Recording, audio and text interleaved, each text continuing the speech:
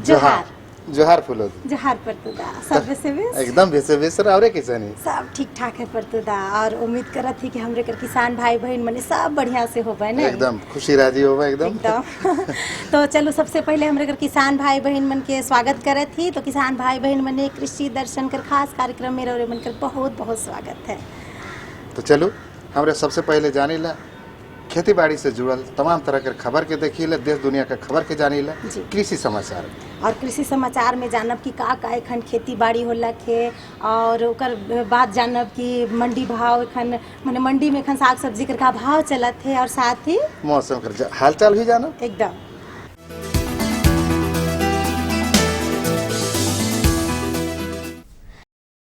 नमस्कार, कृषि समाचार में आप सभी का बहुत बहुत स्वागत है। आपके साथ मैं हूं श्वेता। आइए देखते हैं आज कृषि समाचार में क्या है खास। राज्य में डेयरी व्यवसाय को बढ़ावा देने के लिए चलाई जा रही है योजना। ड्रिप इरिगेशन लगवाने के लिए किसानों को दिया जाता है 90% अनुदान।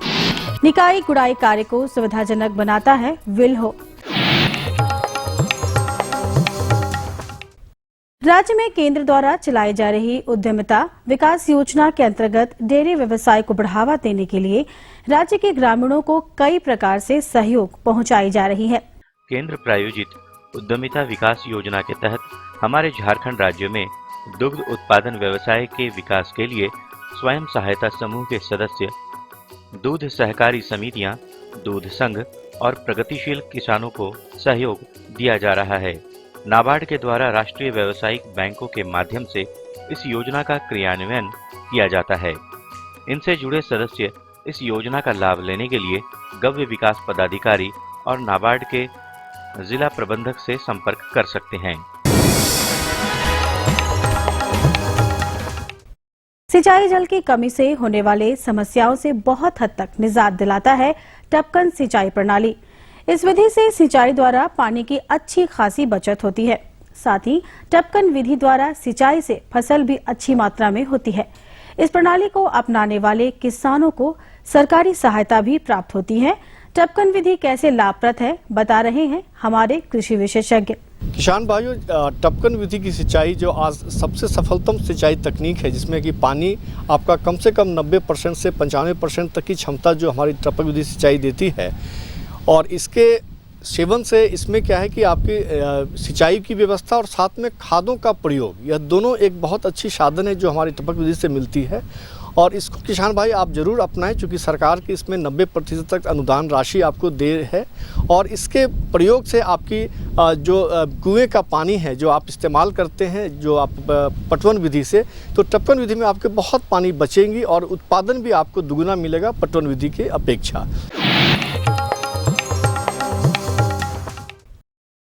सब्जियों के समय से पहले बाजार में आने से उसके अच्छे मूल्य किसानों को मिलते हैं। अर्ली आलू लगाने के लिए किसान साठा और कुफरी सिंदूरी नामक प्रभेद की बुआई कर सकते हैं। ये प्रभेद अच्छा उत्पादन देने में सक्षम है। किसान भाई को राय सलाह दी जाती है कि अगर ये जो महंगाई है उसके देखते हुए जो है आलू की 2 फसल वो ले सकते हैं। एक साठा जो कि 60 दिन में तैयार हो जाता है, और कुफरी सिंदूरी जो अक्टूबर महीने से ही शुरू हो जाता है, तो उसको ले लें। और उसको जो है अपना जो खेत तैयार करते हैं, तैयार करते समय उसमें गोबर की पूरी मात्रा देनी चाहिए। और इसके बाद जब आलू लगाते हैं तो पोटास अवश्य देते हैं, जो कि हमारे किसान भाई नहीं देते हैं। तो ये विशेष ध्यान करके वो जो है पोटास का प्रयोग करें आलू में। बैंगन के फसल में फल लगने के समय फली छेदक और तना छेदक कीटों के लगने की संभावना रहती है, जिससे या तो फसल नष्ट हो जाती है या फल की गुणवत्ता प्रभावित होती है, जिससे किसानों को काफी नुकसान उठाना पड़ता है। इस समस्या से कैसे निपटें, ये जानने के लिए चलते हैं कृषि विशेषज्ञ के पास। अगर किसान भाई आप लोग बैगन की भी खेती कर रहे हैं तो फल एवं तना बेधक कीट की रोकथाम जरूर करें। इस कीट से पूरा फल बर्बाद हो जाता है। लार्विन दवा को 1.5 से 2 ml दवा प्रति लीटर पानी में घोल बना के 10 से 15 दिन के अंतराल पे छिड़कना मत भूलें। इससे जो हमारा कीट है, तना फल बेधक कीट नहीं लगेगा और आपके बैगन की फसल अच्छी मिलेगी।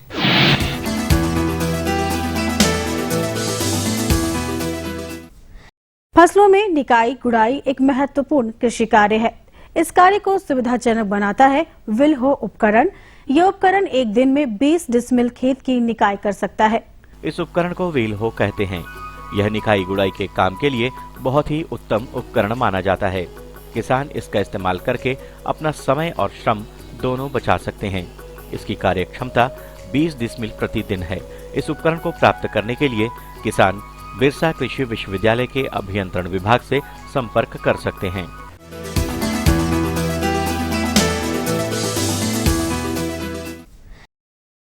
कृषि समाचार में अब बारी है कृषि जगत के एक सफल व्यक्तित्व से मिलने की, तो आइए मिलते हैं सफल किसान से। खेती बाड़ी में मेहनत सभी किसान करते हैं, परंतु इन्होंने मेहनत के साथ पौराणिक कृषि पद्धतियों में बदलाव लाकर जो खेती बाड़ी में सफलता पाई, जिस कारण इन्हें अपने क्षेत्र में अच्छी खासी ख्याति मिली। अपने अब्बू के साथ में, फादर के साथ में जो सो किसान के ये में लग गए। लगने के बाद जो सो विज्ञान केंद्र से हम जो सो ट्रेनिंग हासिल किए। हासिल करने के बाद फिर जो सो हम भी किसान वृद्धि की वजह से जो सो हम भी खेती करते हैं, मिर्चा का खेती करते हैं और जो सो खीरा वगैरह सब अभी लगा हुआ है हमारा, ये सब का खेती करते हैं। हम लोग खेती बाड़ी से जुड़ करके जो सो सारा ये सब कर रहे हैं, घर चला रहे हैं। हम लोग कोई बड़ा बिजनेस या कोई बड़ा कारोबार हम लोग का नहीं है, खेती करना है। खेती करके जो सो ये सब चीज़ घर चलाना और सब करना होता है। और अब एक नजर राज्य के कुछ प्रमुख शहरों के मौसम के मिजाज पर। आज राज्य के कुछ प्रमुख शहरों के तापमान इस प्रकार दर्ज किए गए। रांची अधिकतम 27 डिग्री सेल्सियस और न्यूनतम 21 डिग्री सेल्सियस। देवघर अधिकतम 30 डिग्री सेल्सियस और न्यूनतम 22 डिग्री सेल्सियस। दुमका अधिकतम 31 डिग्री सेल्सियस और न्यूनतम 24 डिग्री सेल्सियस। गोड्डा अधिकतम 31 डिग्री सेल्सियस और न्यूनतम 24 डिग्री सेल्सियस। चाईबासा अधिकतम 30 डिग्री सेल्सियस और न्यूनतम 23 डिग्री सेल्सियस। और हजारीबाग का तापमान अधिकतम 28 डिग्री सेल्सियस और न्यूनतम 22 डिग्री सेल्सियस रहा।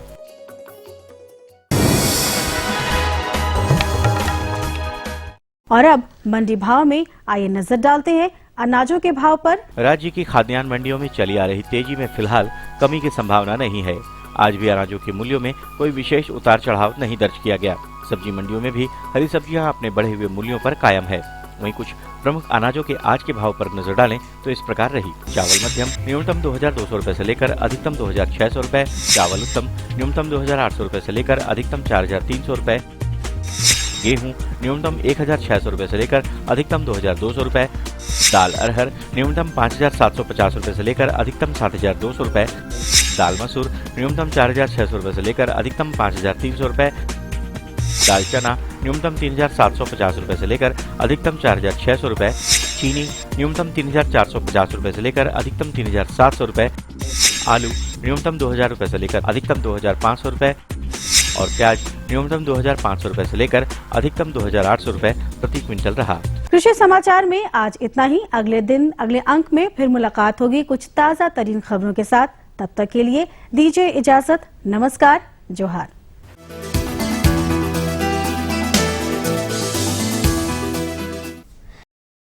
तो परतुदा एखन तो हमरे जान ली कृषि समाचार, जेकर में बहुत तरह से हमरे समाचार जान ली है ने। एकदम तुरता तुरती में तो अच्छा खबर भी मिल जाएगा हमरे कर किसान मन के। खेती बाड़ी साथ ही बाजार भाव भी पता चलेला और साथ ही मौसम में एखन का फेर बदल हुआ थे, कभी पानी कभी धूप है ने। सही बात बोलते। तो जानकारी आज कार और लेके आए। जानकारी तो है फुलोदी, लेकिन एखन जानकारी बहुत सारा है, लेकिन बता तनी देरी में।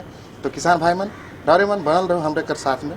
हमरे मिलत है विराम कर बाद में। ये लो और बताओ। बस। अरे ये क्या भैया जी, बस इतनी सी रासायनिक खाद? किसानी छोड़ रहे हो क्या? किसानी नहीं, नादानी छोड़ रहे हैं। मिट्टी की जांच कराई है। अब तो लालाजी जितनी जरूरत है उतने ही उर्वरक खेत में डालेंगे। हाँ, किसान भाई आज ही अपने जिले की नजदीकी भूमि परीक्षण प्रयोगशाला में मिट्टी की जांच जरूर करवाएं और मिट्टी में पोषक तत्व, नमी व पौधे के विकास को देखते हुए केवल जरूरत के अनुसार ही पोषक तत्व डालें। और हाँ, मिट्टी में गंधक, जस्ता, बोरोन जैसे सूक्ष्म पोषक तत्वों का पता लगाना भी न भूलें।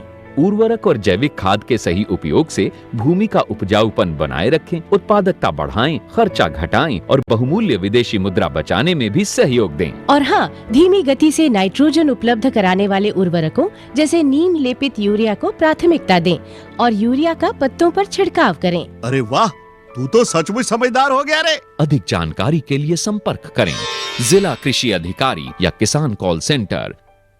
तो किसान भाई बहन मने विराम कर बाद रे मन कर एक बार फिर से बहुत बहुत स्वागत है परतुदा राउर में स्वागत है। राउर के भी बहुत बहुत स्वागत है। चलो तो एखन हम एक से पहले कहली कि का जानकारी लेके आई, देखो हमको बहुत हड़बड़ी होत है जानकारी। हड़बड़ी करे नखे, एकदम आराम से सुनो और हमरे के किसान मन भी सुन पाए। अच्छा ऐसा है ना फुलोदी कि हमरे के किसान मन तो खेती बाड़ी करे ना, ओकर देख रेख करे ना, ओकर उपाय करे ना, ओकर बचाव करे ना कीट मन से, वैसे हमरे कर किसान मन पशुधन भी पाले ना पोसे ना।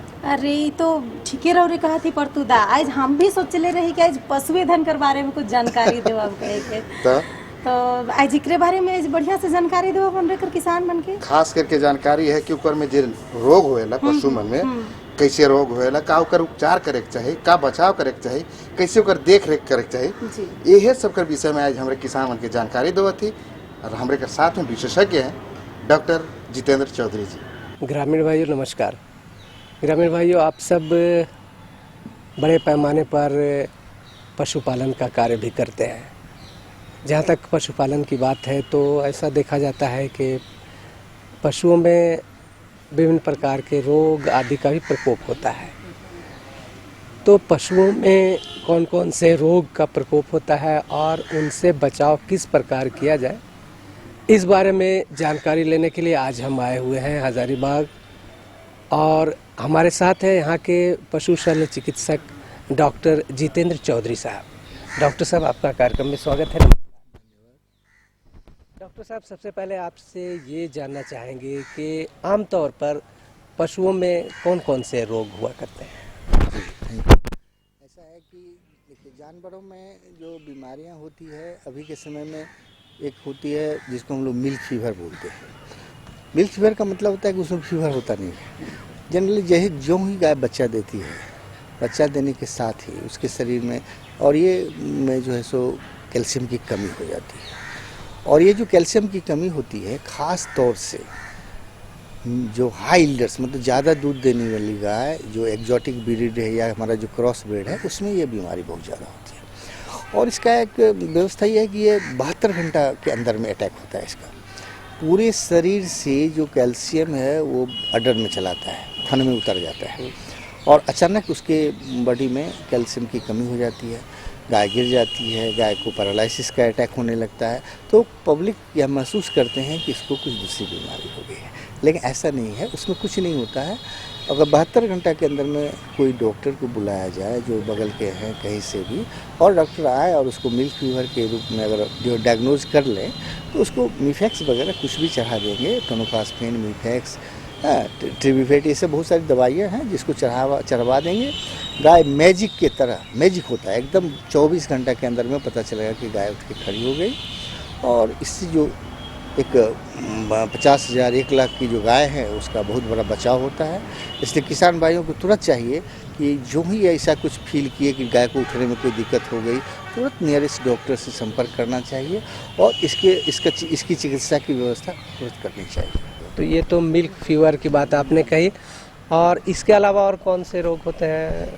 गाय अचानक देखिएगा कि खा रही है, उसका दूध खत्म हो गया, दूध हो गया 0, मिल्क फीवर, बुखार 105-106 हो गया, और उसमें सांस बहुत तेज हो जाती है और इतना सांस तेज हो जाएगा कि वो घर आवाज़ आने लगती है। तो पब्लिक सोचता है कि बहुत बीमारी हो गई, अब क्या करें डॉक्टर। इसमें थोड़ा सा डॉक्टर लोग कमाते हैं, ऐसे वो 2.5 दिन में ऑटोमेटिक भी ठीक हो सकता है, लेकिन थोड़ा सा उसमें है कि अगर अढ़ैया का लक्षण हो तो क्या इसका उपचार? हाँ, इसका उपचार यही है कि आप उसको कोई एनाल्जेसिक ग्रुप का, जैसे दवाई दे, जैसे हम लोग भेटालजीन है, कोई बुखार, क्योंकि होता है कि उसमें पूरे शरीर में दर्द होने लगता है, वो इतना स्ट्रेस में आ जाती है, उठ नहीं पाती है जल्दी। जब उठने में उसको दिक्कत होती है तो उसको एक एनाल्जेसिक के रूप में कोई देना चाहिए। फिर न्यूरोबियन, पोलिबियन जो भी है, या ये कैल्शियम ये ग्रुप का जो नर्व को स्टिमुलेट करे, सब एक सुई देना चाहिए। तीसरा जो इसको है वो कोई एंटीबायोटिक जो सूटेबल हो, कोई भी एंटीबायोटिक आप जो पसंद करते हो, जो इजीली अवेलेबल हो, लेकिन इसमें मेन रोल एनाल्जेसिक का है। दर्द की दवाई अगर उसको ठीक से 3 दिन पड़ जाए, और नहीं मान लीजिए बहुत देहात है, इंटीरियर है, तो वहाँ टेबलेट्स फॉर्म में भी पैरासीटामोल या एनाल्जिन ग्रुप का कोई दवाई दे देते हैं, तो उससे भी उसको राहत मिल जाती है। वैसे 2.5 दिन में 2.5 दिन ऑटोमेटिक वो कवर कर ही जाती है, लेकिन फिर भी पब्लिक अड़िया कहा गया है, फिर भी पब्लिक महसूस करती है कि क्यों हम डॉक्टर से दिखा दें। और फिर दूध जो का एक 20 लीटर था वो रिकवर भी हो जाता है। तो असली होता क्या है कि जो प्रोडक्शन लॉस आदमी को होता है तो घबराता है, कि क्या हो गया भाई, कि एक बार कहाँ 15 लीटर मेरी गाय दूध कर रही थी, आज तो शेत में नहीं फूटा, मतलब उसको एक बूंद दूध नहीं आया। तो हम लोग समझ जाते हैं कि कुछ नहीं है, इट इज इफेमरल फीवर, अढ़ैया बोलते हैं। ये धीरे धीरे फिर दूध भी लौट जाता है।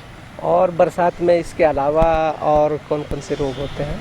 देखिए, बरसात में जैसे हमने अभी कहा कि एचएस, जिसको गलघोटू बोलते हैं, गलघोटू में क्या होता है जनरली कि घर रेलिंग साउंड, जैसे गाड़ी चलती है ना उस तरह का साउंड होने लगेगा, गड़गड़ाहट की एकदम लंग्स में जाके ब्लॉक कर देता है। और इतना जानलेवा बीमारी है कि इसका निदान होना बड़ी मुश्किल है। तो जनरली वैक्सीन का निर्माण वही होता है जहाँ की आपको ट्रीटमेंट फेल है, मतलब वैक्सीन मतलब क्या, प्रिवेंशन।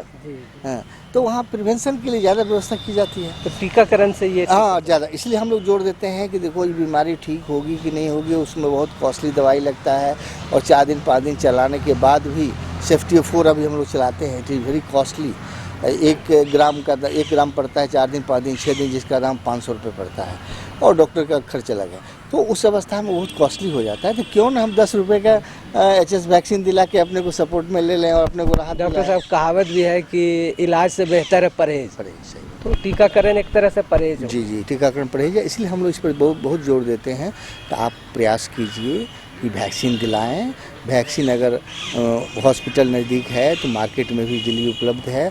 आजकल पाराग्रेड्स बहुत सारे कंपाउंडर्स उपलब्ध हैं हर तरह से देहात में, उनसे आप अपने रिक्वेस्ट कीजिए कि भाई हमको बेसी तुम अपना मत समझाओ, HSBQ, एंथ्रेक्स, इस सब का वैक्सीन हमको दे दो। एक तीसरा जो बीमारी है वो anthrax, that is very critical disease, उसको हम लोग बोलते हैं पर एक्यूट मतलब कि आपको बीमारी का ट्रीटमेंट का मौका ही नहीं देगा, दैट इज एंथ्रेक्स। वेरी मैंने वो ऐसा है। एंथ्रेक्स का क्या इलाज होता है?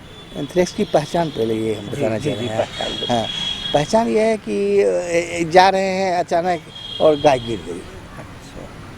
गिर गई और पेट फूल गया। ऑनर आया कि सर देखिए ना, देखते हम लोग जब तक दौड़े तब तक मर गए।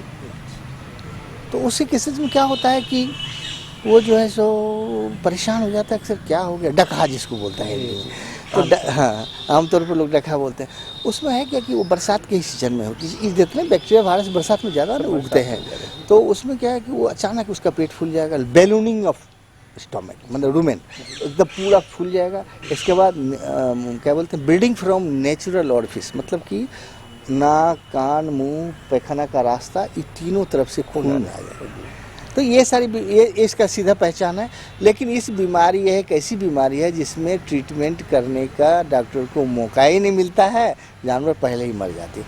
इसलिए इसका तो वैक्सीन कंपलसरी होना चाहिए। टीकाकरण ही इसका विकल्प है, ट्रीटमेंट इसका उतना अच्छा नहीं है। तो डॉक्टर साहब, आपने पशुओं में रोग का प्रकोप और उनका इलाज या उनसे बचाव, इस बारे में बहुत अच्छी जानकारी दी। आपका बहुत बहुत धन्यवाद। तो परतुदाई जानकारी पाए के तो हमके बुझा थे, हम उम्मीद करत थी कि हमरे कर किसान मन के बहुत फायदा पहुंची है। नहीं, बिल्कुल काहे कि देखो पशु में बड़ बीमारी तो लगते रहेला, ये तो एकदम झूठला वाला बात न और हमेशा लगते रहेला। और खास कर परतुदा इखन तो रौरे कहली कि पशुधन में जे बड़ बीमारी लागेल, लेकिन इकर आगे भी कुछ है, जैसे कि बदलते मौसम है न। हाँ। बदलते मौसम में अक्सर देखल जाएगा, ठंडा हो, गर्मी हो, बरसात, कोई भी मौसम में ऐसा नखे कि बीमार नहीं हुए। हाँ, तो इंसान जब बीमार हो जाए ना तो पशु है तो वो तो आम बात है। तो परतुदा एकरे बारे में अगर जानकारी होगी तो कैसन होगी कि बदलते मौसम में अगर पशु मन कर देख रेख सही ढंग से होगी, बिल्कुल सही कहा। जैसे हमार कहे का मतलब है परतुदा कि कभी कभी देखल जाएगा कि खुरहा रोग बरसात में अक्सर खुरहा रोग, चपका रोग, और भी जैसे दुधारू गाय है तो थनैल रोग होएला। सही कहा। और ऐसे भी भीतरी रोग में जैसे कि पेट में कृमि हो जाए ना, बहुत तरह का ऐसे बीमारी है जो बाहर से तो पता नहीं चलेला, लेकिन उनको पता करे चाहिए। तो आज हमरे यह सब कर विषय में हमरे पूरी तरह से आज पशु कर ही बारे में, कर रोग कर बारे में जानकारी हासिल करे थे किसान मैंने। तो चलो एक जानकारी हमरे लोग हमरे कर विशेषज्ञ डॉक्टर विजय कुमार सिंह से। पशुओं में होने वाले बदलते मौसम में बीमारियों और उसके निदान के बारे में। इस विषय पर जानकारी देने के लिए आज हमारे साथ है यहीं के वैज्ञानिक डॉक्टर विजय कुमार सिंह। आइए इनका स्वागत करते हैं। डॉक्टर साहब, आपका हमारे इस कार्यक्रम में स्वागत। बरसात के दिनों में पशुओं में बहुत तरह की बीमारियां होती हैं, मगर कुछ बीमारियां काफ़ी प्रमुख हैं जो हमारे किसान भाइयों और पशुपालकों के कमर को तोड़ देती है। इसमें एक बीमारी है आपका HS, जिसको हम लोग गला घोंटू बोलते हैं गांव की भाषा में। उसमें प्राय ऐसा देखा जाता है कि जानवरों के गले में सूजन हो जाता है, मुंह से पानी गिरने लगता है और जानवर काफ़ी ज़ोर ज़ोर से सांस लेने लगते हैं और खाना पीना छोड़ देते हैं। अतः किसान भाइयों से मेरा निवेदन होगा कि इस बीमारी की रोकथाम के लिए हमारे पशुपालन विभाग झारखंड सरकार के द्वारा टीकाकरण की व्यवस्था की गई है और सारे पशु चिकित्सालयों में प्रचुर मात्रा में टीका औषधि उपलब्ध है। अतः आपसे मेरा निवेदन होगा कि इसे आप अपने पशुओं में टीकाकरण कराएं, क्योंकि आपको भी जानकारी होगी कि किसी भी बीमारी के उपचार से अच्छा होता है उसका हम बचाव करें। अगर आपने बचाव कर लिया तो यह सर्वविदित है कि आपके पशुओं में बीमारी होगी ही नहीं, यानी आपको परेशानी होगी। ऐसे बीमारी हो जाने के बाद इसका भी उपचार होता है और जानवरों को बचा लिया जाता है, मगर पशुपालक भाइयों को काफ़ी परेशानी होती है। यदि किसी कारणवश इस बीमारी के लक्षण आपके जानवरों में दिखाई दे तो आप ऐसा करें, बगल के पशु चिकित्सालयों में जाएं, जहां पर हमारे वरिष्ठ डॉक्टर बैठे रहते हैं और वो आपके जानवरों को सही तरीके से इलाज करेंगे। आप नीम हकीम के चक्कर में और झोले छाप डॉक्टर के चक्कर में कभी नहीं पड़ें। आप जो हमारे सरकारी डॉक्टर हैं जो अपने पशु चिकित्सालयों में बैठे रहते हैं उनसे आप हमेशा संपर्क में रहें। दूसरी बीमारी होती है BQ। उसमें प्राय ऐसा देखा जाता है जिसको गांव में लोग लंगड़ी बीमारी भी कहते हैं। और उसमें होता क्या है कि जानवरों के पैर के पीछे जो मांसपेशी होती है काफ़ी फूल जाता है और जानवर खाना पीना बंद कर देते हैं। और यह बीमारी मुख्यतः जो छोटे छोटे बछड़े होते हैं उनमें यह काफ़ी देखी जाती है और इसकी भी टीका औषधि हमारे पशु चिकित्सालयों में उपलब्ध है। अतः आप इसका भी टीका अवश्य करावें और यह कुछ सरकारी दर कुछ पैसे लगते हैं, उतना ही आपको भुगतान करना है। और हमारे डॉक्टर्स, हमारे जो पारा वेट्स हैं, हर एक किसान पशुपालक भाइयों के दरवाजे पर स्वयं पहुंचते हैं और उन लोगों को आग्रह करते हैं टीका लेने के लिए। और टीका आपने करा लिया तो आप समझिए कि आपकी सारी परेशानी दूर हो गई। बरसात के दिनों में हमारे पशुपालक भाई जो छोटे छोटे किसान हैं और बकरियां जिनके लिए जीवन दान है, जो जब चाहते हैं उससे बेच के अपने पैसे के लिए अपना उपार्जित कर लेते हैं। और उसमें एक बीमारी देखी जाती है PPR, जो कि कभी कभी होने के बाद हमारे बकरी पालक जो पशुपालक हैं उनकी कमर तोड़ देती है और उनकी सारी बकरियां मर जाती हैं। इसमें प्रायः देखा जाता है कि जानवरों की आँख में कीचड़ आने लगता है, मुंह और नाक से उसके झाग जैसा निकलने लगता है, मुंह कान में घाव होने लगता है और बकरियां खान पान छोड़ देती है। और इसकी भी टीका औषधि हमारे झारखंड सरकार पशुपालन विभाग के द्वारा सारे पशु चिकित्सालय में उपलब्ध है। अतः आप इसकी जानकारी रखें और अपने निकटतम पशु चिकित्सालय में जाएं और टीकाकरण समय पर अवश्य करावें। प्रायः इस बरसात के दिनों में देखा जाता है कि काफ़ी बारिश होती है, एकाएक फिर धूप होता है और सर्दी गर्मी के चलते पशुओं में एक बीमारी होती है एपिफीमल फीवर, जिसको हम लोग अरहैया भी कहते हैं गाँव में। उसमें देखा जाता है कि जानवरों को काफ़ी हाई बुखार हो जाता है, बहुत ज़्यादा बुखार हो जाता है, 4, 5, 6 तक बुखार हो जाता है और जानवर खाना पीना छोड़ देते हैं।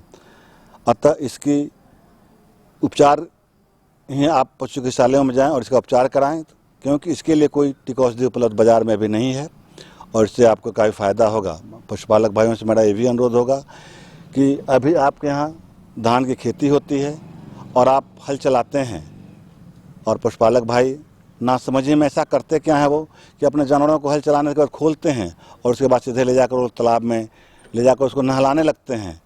तो उसमें प्रायः देखा जाता है कि काफ़ी गर्मी उनको होती है और एकाएक ठंडे पानी में लेके जाकर नहलाने लगते हैं, उससे भी काफ़ी सर्दी गर्मी और होती है और बुखार उनको हो जाता है। अतः पशुपालक भाइयों से मेरा निवेदन होगा कि इस पर ध्यान दें, जानवरों को थोड़ी देर के लिए आप उसको आराम करने दें और 1 आध घंटे के बाद ही आप उसको नहलाएं या चाहे पानी पीने के लिए दें। मगर हमारे किसान भाई इस बात को नहीं समझते हैं अतः वह ऐसा प्रायः ऐसा गांव में देखा जाता है कि वो लोग ऐसा करते हैं। डॉक्टर साहब, आप हमारे पशुपालक भाइयों को बताएं कि रखरखाव के बारे में विभाग की तरफ से कोई प्रशिक्षण वगैरह दी जाती है कि नहीं? ऐसे झारखंड सरकार पशुपालन विभाग हमारे पशुपालक भाइयों के लिए 2 जगहों पर प्रशिक्षण का विद्यालय पहले से ही खोल रखा है।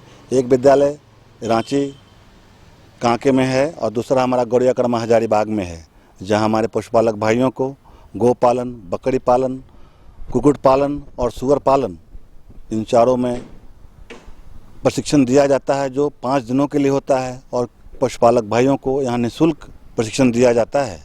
उनके रहने सहने खाने पीने की सारी व्यवस्थाएं रहती है और आने जाने के लिए सरकार उनको किराया भी देती है। दूसरी बात, जहाँ तक रखरखाव की बात है, तो पशुपालक भाइयों से मेरा निवेदन होगा कि बरसात का मौसम है, आप अपने जानवरों को बारिश में भीगने नहीं दें। अक्सर ऐसा देखा जाता है कि हमारे जानवर, उनको उतनी समझ होती नहीं है, जब बारिश होता है तो जानवर बेचारे अपने आश्रय के लिए पेड़ के नीचे चले जाते हैं। और ऐसा प्रायः देखा जाता है कि जब बिजली चमकती है और बिजली गिरती है तो हमारे पशुपालक भाइयों का जो पशु होते हैं वो बिजली करंट से उसी जगह पर उनकी मौत हो जाती है।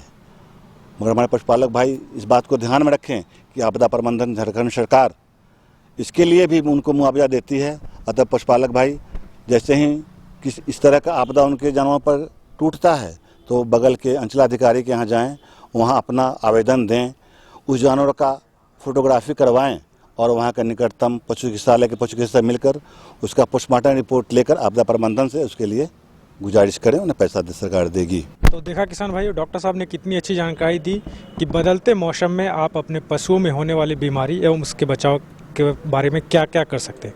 डॉक्टर साहब, आप हमारे इस कार्यक्रम में इसके लिए आपका बहुत बहुत धन्यवाद। धन्यवाद। तो परतुदा ई तो हमके जानकारी बहुत बढ़िया लागला कि आज हमरे कर किसान मन के हमें खेती बाड़ी कर बारे में नहीं बताली, बोले एकदम पूरा क्लियर कर दली पशुए धन कर बारे में। और खास कर हमके ई चीज सबसे बढ़िया लागत है कि जे बदलते मौसम में तो होबे करेला, लेकिन अक्सर देखल जाए कि हर मौसम में मतलब कि बीमारी होते रहे, बीमारी तो कोई ठिकान न के कखन आवे कखन जैसे ऊपर से बचाव करना बहुत जरूरी है। हमरे कर किसान मन कहा है कि अक्सर माने कि बहुत नुकसान कर भी सामना करे पड़ जाएला।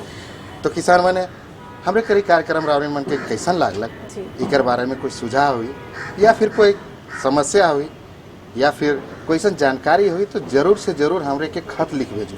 और खत लिखे ले रावणी मन के पता कर भी आवश्यकता पड़ी है। बिल्कुल बिल्कुल। तो पता लिखे ले फटाफट कागज कलम के उठाओ और हमरे कर पता के नोट कर लो। हमरे कर पता है कि कार्यक्रम कृषि दर्शन कृषि प्रकोष्ठ द्वारा केंद्र निदेशक दूरदर्शन केंद्र रातू रोड रांची, पिन संख्या है 834001। तो यही तरी हमरे कर कार्यक्रम के देखते रहो, ढेर सारा फायदा उठाते रहो। तो अगले सप्ताह हमरे ढेर सारा जानकारी लेके फिर से हाजिर हो। तब तक ले हमरे के और हमरे कर पूरी टीम के यहीं पर देव इजाजत। जोहार।